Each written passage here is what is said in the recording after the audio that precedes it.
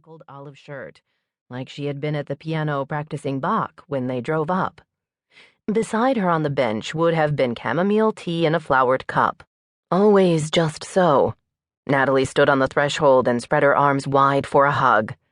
"Oh, Ruth," she said, pulling the three of them into the hall. "I am sorry. It's rotten." "It is. It really is," Giordana's mother said, stroking her children with pity that she mainly had for herself. Uncle Peter provided the male version of the same warm hug, patting everyone's back once or twice. He said, "You know, you're free to stay as long as you need, if not longer." For most of the 3-hour runaway drive, Giordana had begged her mother to turn back. Now she was glad they were all crushed together under the hallway light.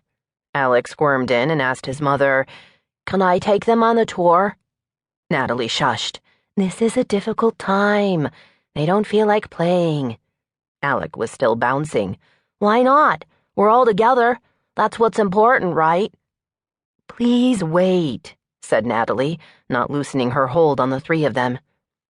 The embrace was a treatment, and she hadn't finished applying it yet. Behind her, a corridor of framed family photos held out the promise of stability and happy memories in the future. Off in the front room, Giordana saw the whole TV corner. Picture it, a family sitting around watching movies together. A quiet night with popcorn and no doors slamming.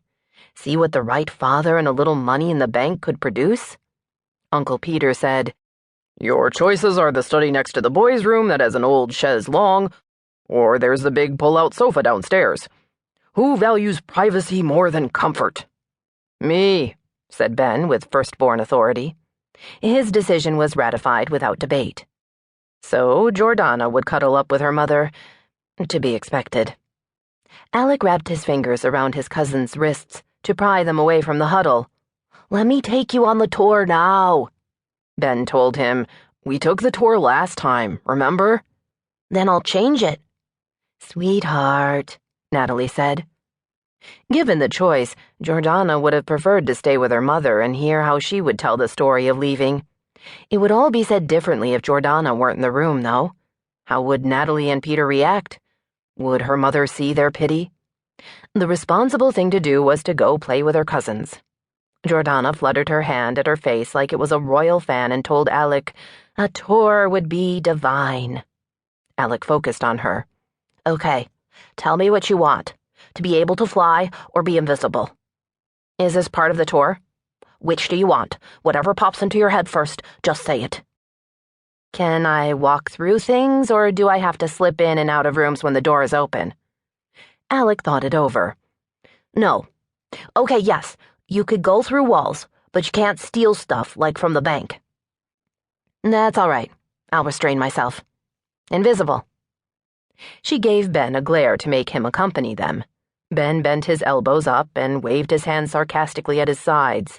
"In that case, I'll fly." Alek was satisfied. "Good. Follow me." The tour led directly upstairs to the boys' bedroom. No surprise. Sasha was on the upper bunk, reading under a teal blanket. "Sasha's going through a shy period," Alek announced. Sasha threw the covers back to shout, "Am not," and went back to his book. Having the audience of real teenagers, it was easy for Alek to ignore his older brother. In the middle of the room, Alek stopped the tour to study Giordana's face. Giordana opened her mouth to ask why, but he silenced her. "I'm pondering," he said. Inspiration came. From a dozen plastic animals and monsters marching across a dresser, he retrieved a Godzilla and put it in her hand. "Here." With that formality out of the way, he got down to the business of pulling games off a shelf and spilling them onto the carpet. Giordana followed Ben's gaze out the window to the street below. A girl around Giordana's age was biking in bored figure eights in the middle of the intersection. No cars around, so why not? At night here, a boy could spin on a front lawn and a girl could bike in the street. This place was that safe. The rug had a rainforest design on it, and Alek spread out over the treetop and monkey part. The game boards were aligned so that their corners touched in a triangle. Alek began spouting made-up rules for a whole new game that no one could follow.